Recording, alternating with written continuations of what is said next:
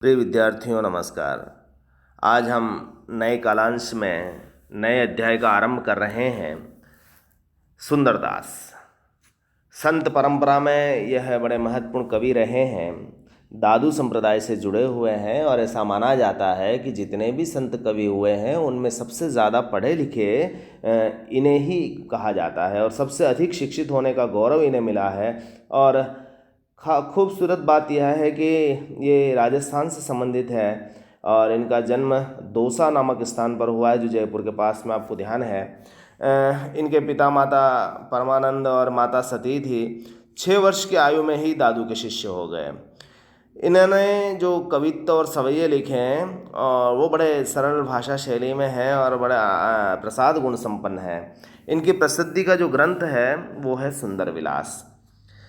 इनकी जो कविता में जो विचार निकल कर आता है वो निर्गुण साधना और भक्ति के अतिरिक्त उन्होंने सामाजिक व्यवहार, लोक नीति और भिन्न भिन्न क्षेत्रों के आचार व्यवहार पर भी कई उक्तियाँ कही हैं। अलंकारों का सुंदर प्रयोग इनकी रचनाओं में मिलता है। इनकी जो पहली रचना है उसका नाम ज्ञान समुद्र है। कई बार ये भी प्रश्न बनता है कि उनकी ज्ञान समुद्र रचना किसकी है और सुंदर विलास रचना किसकी है। ये दोनों महत्वपूर्ण कृतियाँ हैं। जो सुंदरदास की रचनाओं का जो संग्रह है वो सुंदर ग्रंथावली में है जिसका संपादन हरिनारायण पुरोहित ने किया है।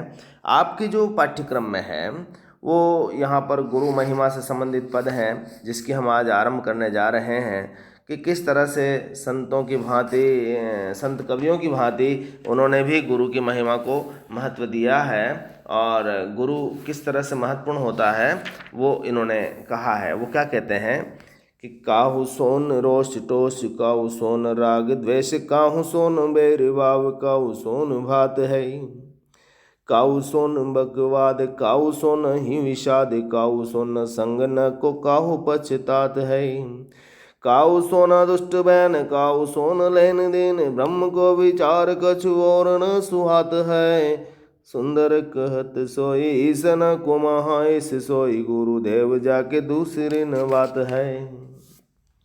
सुंदरदास कहते हैं कि काऊ सोन रोष टोष, काऊ सोन राग द्वेष, काऊ सोन वैर भाव, काऊ सोन गात है। गुरु की महिमा का वर्णन करते हुए कह रहे हैं कि मुझे किसी के प्रति न कोई क्रोध भाव है और न मैं किसी से संतुष्ट हूँ, न मुझे किसी से लगाव है, न मुझे किसी से द्वेष है। मेरा किसी के प्रति शत्रु भाव नहीं है और न किसी से घात या मारे जाने की मुझे कोई संभावना है। यानी मैं किसी पर रोष नहीं करता, किसी बात पर मैं खुश भी नहीं होता, न किसी से मैं प्रेम राग रखता हूँ और न मैं किसी से द्वेष करता हूँ, न मेरा किसी से वैर भाव है और न मैं किसी पर घात करने वाला हूँ और न मेरे पर कोई घात करेगा इसकी कोई संभावना है। वो आगे कहते हैं कि काऊ सोन बकवाद, काऊ सोन ही विषाद, काऊ सोन संग न तो काऊ पक्षपात है। और मैं किसी से बुरी बातें भी नहीं करता हूँ, न किसी से मुझे दुख है, बकवाद भी नहीं है, विषाद भी मुझे किसी से नहीं है और मेरा किसी के साथ कोई संगति भी नहीं है और न किसी के प्रति मैं पक्षपात की भावना रखता हूँ। यानी काऊ सोना मेरा संग है और न मेरा किसी से पक्षपात है। फिर वो आगे क्या कहते हैं कि काऊ सोना दुष्ट बैन, काऊ सोना लेन देन, ब्रह्म क्यों विचार कछु और न सुहात है, सुंदर कहत सोई इस न कुमह, इस सोई गुरुदेव जाके दूसरी न बात है। मैं किसी के प्रति बुरे वचन नहीं बोलता, न मेरा किसी के साथ कोई लेन देन है, मुझे केवल ब्रह्म से संबंधित बातें ही पसंद आती हैं, इसके अलावा मुझे कुछ अच्छा नहीं लगता है। सुंदरदास कहते हैं वही ईश्वरों का ईश्वर है जिसका कोई गुरु है, ईसन को महाईस, सोई गुरुदेव जाके दूसरा न है। यानी वही ईश्वरों का ईश्वर है जिसका कोई गुरु है, इसके अलावा कोई दूसरी बात नहीं है। अर्थात जिसका कोई गुरु है उसे व्यक्ति का जीवन अपने आप ही सफल हो जाएगा, क्योंकि वह ईश्वर का मार्ग बताने वाला है, वह ईश्वर से साक्षात्कार कराने वाला है। ईश्वर का सानिध्य हमें तभी मिलेगा जब सच्चा गुरु हमारे पास होगा। तो एक संतों की वाणी में एक परंपरा रही है गुरु को बहुत अधिक महत्व दिया है, उसे रास्ता बताने वाला है। कबीर भी यही कहते हैं कि गुरु गोविंद दो खड़े का केला गुबाए, बलिहारी गुरु आपने गोविंद दियो बताए। यहाँ दादू की परंपरा में सुंदरदास भी यही गुरु की महिमा का वर्णन करते हैं। पूरे पद में आपने देखा कि अनुप्रास अलंकार आ रहा है, काहो क की आवृत्ति हुई है। तत्सम शब्दावली भी है तो तदभव शब्दावली भी है। शांत रस यहाँ पर प्रकट हो रहा है, क्योंकि एक तरह से वैराग्य की भावना है। संसारिक बातों से कोई मोह नहीं है उन्हें, न तो राग से मोह है, न द्वेष से मोह है, न घात है, न किससे लड़ने के विचार है, न किसी को बुरा कहते हैं, न ज़्यादा दोस्ती पालते हैं। तो एक तरह से वैराग्य भावना यहाँ पर है। कविता की पंक्तियाँ बड़ी सरल और स्पष्ट हैं तो प्रसाद गुण मानी जाएगी, तो यहाँ पर है। फिर अगले पद में वो गुरु का महत्व रेखांकित करते हुए कहते हैं कि गुरु बिन ज्ञान नहीं, गुरु बिन ध्यान नहीं, गुरु बिन आत्म विचार न लहतु है। गुरु बिन प्रेम नहीं, गुरु बिन नेम नहीं, गुरु बिन सिलहु संतोष न गहतु है। कि गुरु बिन प्यास नहीं, बुद्धि को प्रकाश नहीं, ब्रह्म को नाश नहीं, संशय रहतु है। गुरु बिन वाट नहीं, कोठि बिन हाट नहीं, सुंदर प्रकट लोक वेद यो कहतु है। गुरु बिन ज्ञान नहीं, गुरु बिन ध्यान नहीं, गुरु बिन आत्म विचार न लहतु है। गुरु का महत्व क्या है? एक साधक को अपने गुरु की आवश्यकता कहाँ होती है? यदि गुरु न हो तो उसका क्या प्रभाव पड़ता है? उसी बातों को वो बात कर रहे हैं। इन पंक्तियों में आप गुरु की महत्ता को देख सकते हैं। वो क्या कहते हैं कि गुरु के बिना ज्ञान की प्राप्ति नहीं हो सकती, गुरु के बिना ध्यान भी संभव नहीं है, और गुरु के बिना आत्मा परमात्मा के विचार को भी नहीं जाना जा सकता। यानी जब हम संसार से मुक्त होने की कामना कर रहे हैं तो उस आत्मा को पहचानना पड़ेगा, परमात्मा के स्वरूप को। उसके लिए ज्ञान की आवश्यकता होगी, तो उस ज्ञान को प्राप्त करने के लिए गुरु की आवश्यकता होगी। यदि गुरु नहीं है तो ज्ञान प्राप्त होने की कोई संभावना नहीं है, और गुरु यदि नहीं है तो वो संसार से परे लोकोत्तर विषयों पर ध्यान भी नहीं लगा पाएगा। आत्मा में इतनी सामर्थ्य को पैदा करने वाला सिर्फ गुरु ही हो सकता है। आत्मा के विचार यदि प्रकट करने हैं, प्राप्त करने हैं, तो परमात्मा को जानना पड़ेगा, और परमात्मा को जानने के लिए गुरु के बिना यह संभव नहीं है। यहाँ पर कवि ऐसा कह रहा है। आगे वो कहते हैं कि गुरु बिन प्रेम नहीं, गुरु बिन नेम नहीं, गुरु बिन सिलहु संतोष न गहतु है। गुरु के बिना प्रेम के रहस्य को नहीं जाना जा सकता,